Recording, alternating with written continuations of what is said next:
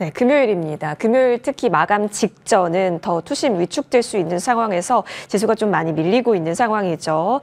자, 우리 이제 어떤 관점으로 시장 바라봐야 할까요? 두 프로와 함께 이 시간 꾸려가겠습니다. 오늘 메리츠증권 신유진 부장님 나와주셨고요. MTN 차용주 전문위원 함께하겠습니다. 어서 오십시오.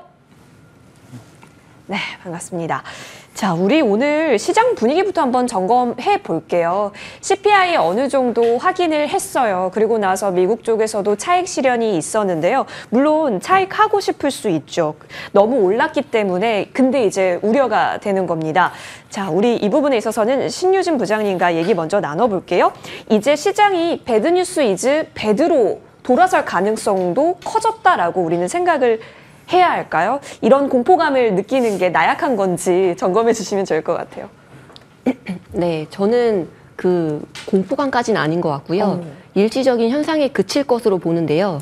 밤사이 미국 CPI 지수가 예상보다 낮게 나왔음에도 불구하고 그동안 많이 올랐던 빅테크 업체 위주로 차익 실현 매물이 출회됐는데요. 쏠림이 지속되면서 피로감에 따른 차익 매물 출회, 빅테크 업체 또한 어떤 뚜렷한 악재가 나온 게 아니어서 순환매 정도로 보면 될 것 같습니다. 다다음 주부터 있을 실적 발표도 있기 때문에 그때까지는 좀 조정장이 이어질 수 있겠지만 이후에는 실적 흐름에 집중할 것으로 생각합니다. 그럼 실적 전까지는 일정 부분 조금 쉬어갈 수 있는 그 가능성은 열어놔야 한다라는 건데요. 그러면 지금부터 매수는 쭉쭉 이어진다라고 보세요, 부장님? 매수해도 괜찮다? 네, 지금 오늘 좀 하락했을 때 들어가도 나쁘지 않다고 생각하고 있습니다. 혹시 어디가 가장 유망하다라고 보시는지 있으실까요? 가장 유명한 좀. 네. 그러니까 어떤 섹터라고도 얘기해 주셔도 괜찮아요. 저는 개인적으로는 반도체보다는 요즘 개별주 장세로 생각하고 있기 때문에 네, 그때 조금 네, 그 전 미국 시장에 따라서 좀 움직임이 변동이 있어서 네, 그걸 봐야 될 것 같습니다. 예, 맞습니다. 미국장의 등락과 함께 움직일 수 있는 쪽에 있어서 수급이 붙은 쪽에 있어서는 단기적으로 열어두고 그리고 나서 일정 부분 실적 확인할 때 실적주로 조금 더 들어갈 수 있다라는 판단 내려주셨고요. 우리 차용주 위원님과도 얘기 나눠볼게요. 지금 스트롱 바이 괜찮습니까, 위원님? 스트롱바이라기보다는 약간의 이제 변동성이 있는데 이 변동성에 대한 분위기를 조금 잘 살피셔야 되지 않을까 싶습니다. 일단 금리 인하에 대한 부분들은 이게 새로운 뉴스는 아니죠. 더군다나 파월 의장이 동일한 얘기에 대해서 지난해와 말을 이제 바꾼 거죠. 지난해 같은 경우는 계속해서 원론적인 얘기를 했습니다만 지금 심지어 2%가 안 가도 금리 인하를 할 수 있다. 결국 대선 시나리오대로 했을 때 9월 달에 금리 인하에 대한 가능성을 더욱더 이제 확신시켜줬다. 근데 이것은 뭐 시장에서 어느 정도 예견했었던 부분들이다라고 봐야 되겠죠. 그런데 이제 이 얘기가 나오면서 왜 미국 시장에서 엔비디아를 필두로 한 기술주들이 폭락했느냐라는 부분들을 우리가 잘 보셔야 되는데 지금 이제 국제금융가에서 나오는 얘기들을 보면 3개 정도의 펀드가 일단 청산됐다라는 얘기가 나옵니다. 그러니까 이제 대부분의 사람들이 팔았다라기보다는 특정 펀드에서 이제 기술주들에 대해서 한번 수익을 확정하고 갔다라는 부분들이 일단 이제 무게에 좀 실리고 있는 거죠. 그런 것들을 반증하는 게 왜냐하면 미국 시장에서의 그 외국인들과 국내 시장에서 이런 것들을 이제 실시간으로 전달받는 외국인들 입장에서 본다라면 우리나라 시장이 견조하다라는 거죠. 그러니까 어떤 특정 펀드의 매도일 가능성이 저도 높다라고 봅니다. 안 그렇게 만약에 미국에 있어서 일단 기술주에 대한 팔자 분위기였다라면 뭐 우리나라 시장도 오늘 버텨내지 못했을 거라고 보여지죠. 물론 우리나라 이제 반도체 이제 삼성전자와 SK하이닉스가 변동성을 보이는 것은 사실입니다. 그런 부분들은 어떻게 보면 당연한 거겠죠. 지금 우리가 6개월 내내 계속해서 상승 쪽으로 밥을 먹었는데 일부 탈라는 사람들이 나타나는 건 당연한 거 아니겠습니까? 조금 쉬어줘야 또 먹을 수 있는 건데 지금 계속해서 간다라는 건 좀 불가능하죠. 하지만 결국은 일부 사람들이 이제 조금 앵커님처럼 뭐 속이 작은 사람들은 숫자로 내려놨겠지만 전 여전히 먹을 겁니다. 따라서 이건 좀 쉬었다 먹어야죠. 그런 부분들을 보게 된다라면 이 변동성을 보시긴 하셔야 됩니다만 이게 이제 무조건 쉬었다 간다라는 것보다는 쉬었다 갈 때 탈락하는 것들이 나타나기 시작할 거예요. 그런 것들을 잘 구분하셔야 되지 않을까 싶습니다. 그러면 지금은 약간 관망 쪽으로 저희가 시선을 모아 봐야 할까요? 특히나 반도체요. 왜냐하면 저희 늘 프로의 시선 보신 분들은 아시겠지만 외국인 순매수에 반도체 한 종목은 좀 있었거든요. 근데 오늘 삼성전자도 안 보이고 SK 하이닉스도 안 보입니다. 반도체 대형주 위주로 많이 덜어내고 있는 시장이기 때문이라는 거죠. 기관도 안 보여요. 그렇죠. 반도체가 안 보입니다. 우선주 하나 있기는 하네요. 자, 그러면 역시 부장님, 아까 반도체보다는 오히려 개별적인 종목이 더 기대 수익이 높을 것이다라고 말씀을 해주셨다시피 지금 메이저 수급 주체도 반도체를 좀 덜어내고 있다라는 것은 저희도 지금 바로 들어간다라기보다는 일정 부분 시간을 좀 필요해 두고 시간을 두고 그리고 나서 어느 정도 실적 확인 때 들어가는 게 더 낫다라는 판단이세요?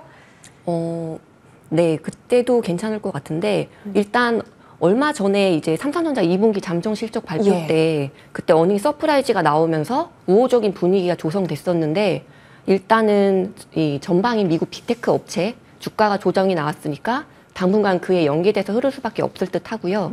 저는 개인적으로는 중소형주보다는 일단 대형주 쪽에 주목하는 게 나아 보이긴 하는데 이게 왜냐하면 개인적으로 얼마 전 삼성전자 실적 발표 그때에도 중소형주는 상대적으로 많이 저조한 모습이었고 HBM 관련 삼성전자 밸류체인 종목들도 탄력성이 별로 좋지 않았었습니다.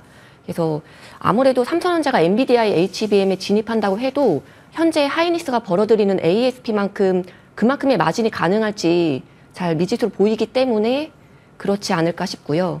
공급과 수요가 어느 정도 완충됐을 때 진입이기 때문에 매우 높은 마진도 기대하기 좀 어렵다고 보이고요.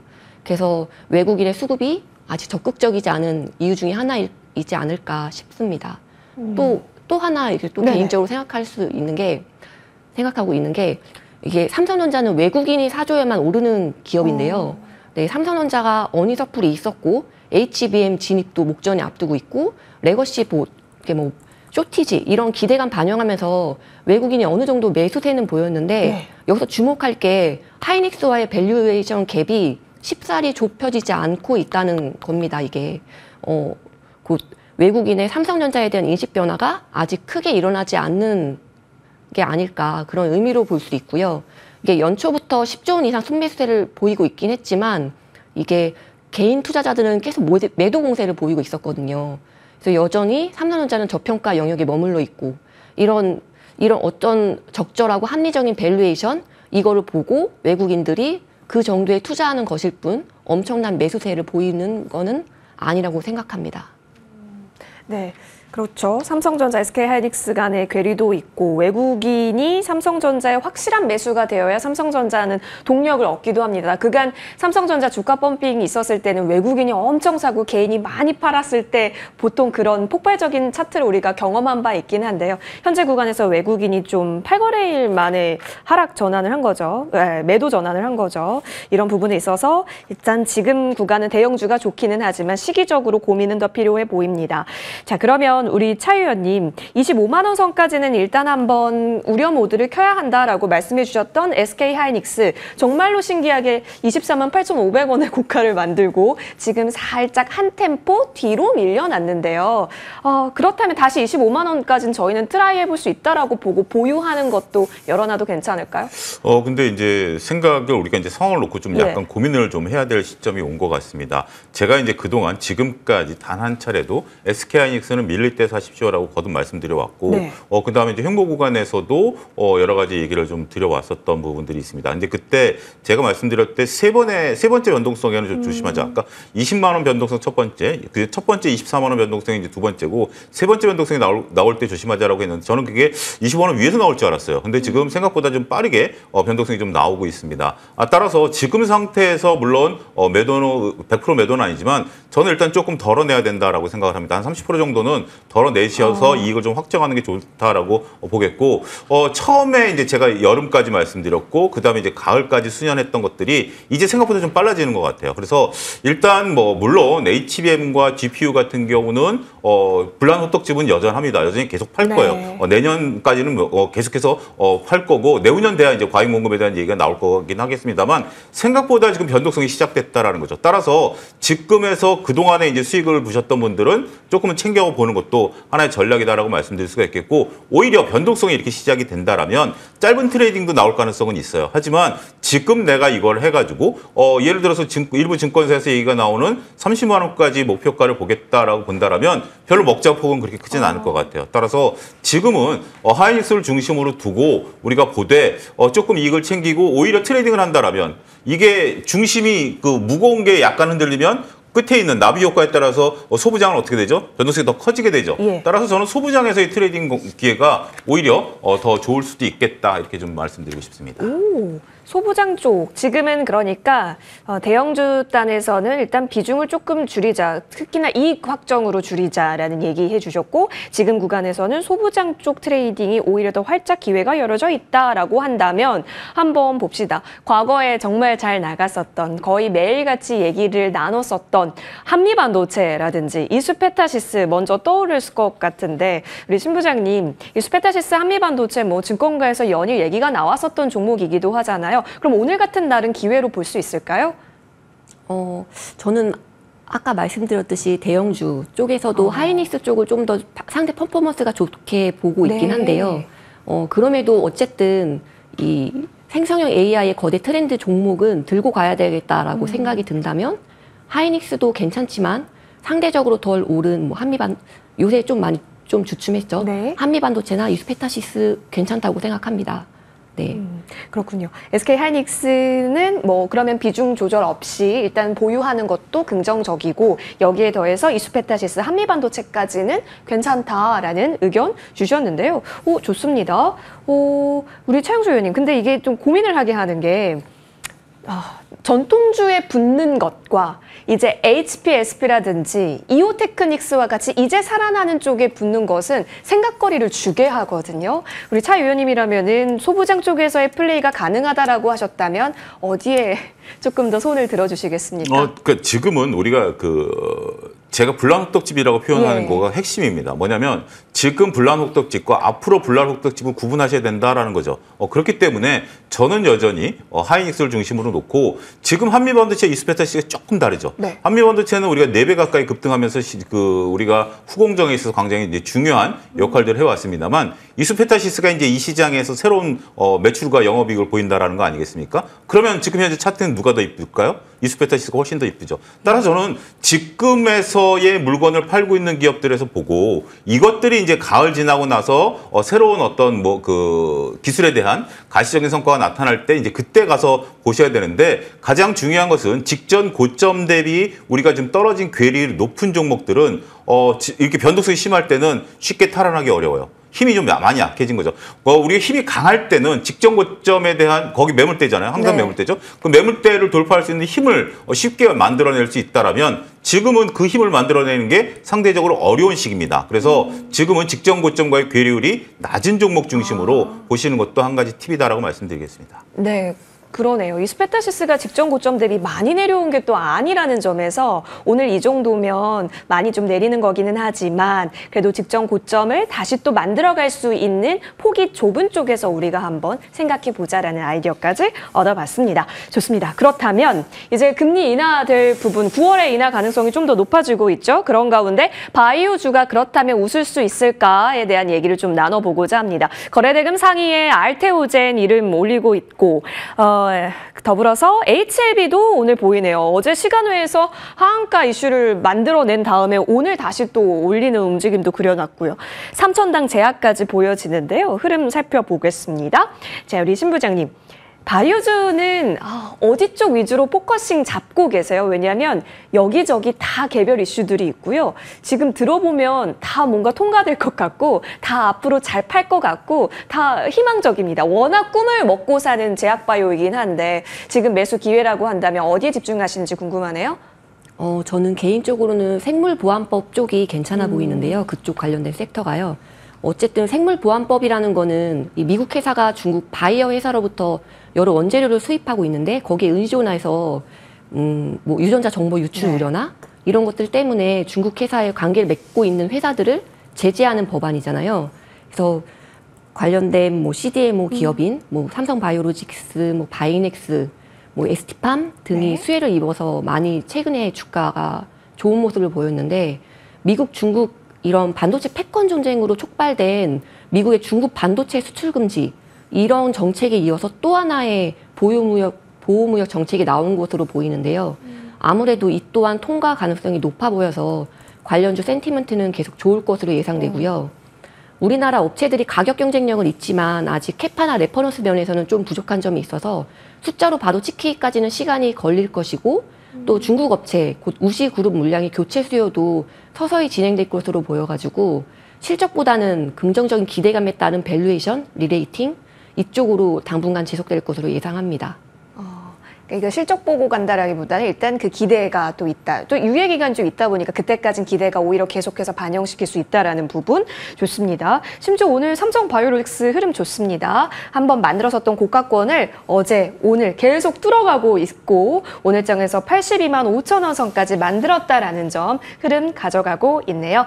주목해봤고요. 이어서 오늘 이 뉴스를 또 무시할 수가 없을 것 같아서 오후 들어서 변동이 좀 커졌습니다. 두산 로보틱스요. 상한가 갈 줄 알았던 우리 분들 많으셨을 것 같은데 일단 현재 보여지고 있고 뭐 두산 밥켓이라든지 에너빌리티 등등 지금 관련주에 있어서 어떤 투자 전략이 유효한 현재 금요일 마감을 앞둔 시점인가 궁금하실 텐데요. 일단 우리 차영주 의원님께 질문 드릴게요.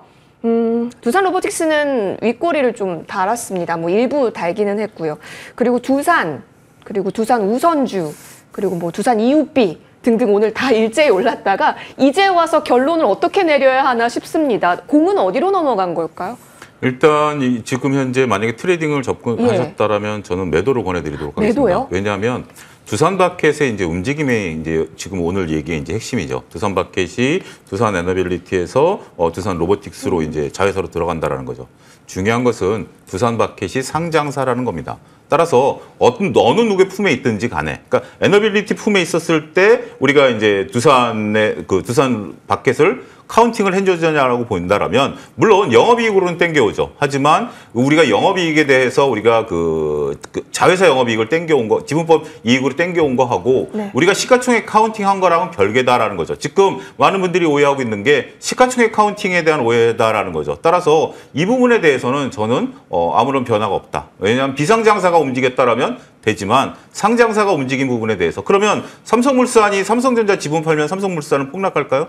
아니죠. SK가 SK하이닉스 지분에 따라서 SK 주가가 움직이나요? 아니죠. 더블 카운팅이죠. 따라서 이 부분에 대해서는 저는 좀 냉정히 생각하셔야 된다라고 보여집니다. 더군다나 두산바켓과 두산 로보틱스가 들어오게 합쳐지게 된다라면 물론 이제 두산 로보틱스 입장에서는 알짜가 내 자회사로 들어오니까 좋긴 하겠죠. 어떤 시너지 효과가 나타날까요?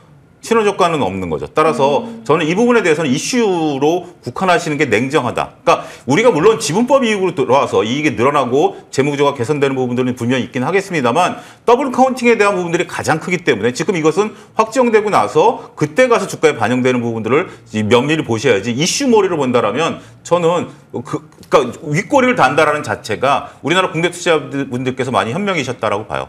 안 그렇다면 윗꼬리를 안 달았겠죠. 윗꼬리를 단다라는 것은 이슈에 따라서 먼저 움직이시는 분들 대비해서 이거는 그런 것들이 아닌데 그러면 나는 차익을 실현하자라는 욕구가 이렇게 나타나기 시작했다라는 것은 국내 투자자들이 이제는 가치 투자 쪽에 훨씬 더 무게를 두고 있다. 저는 긍정적으로 평가하고 싶습니다.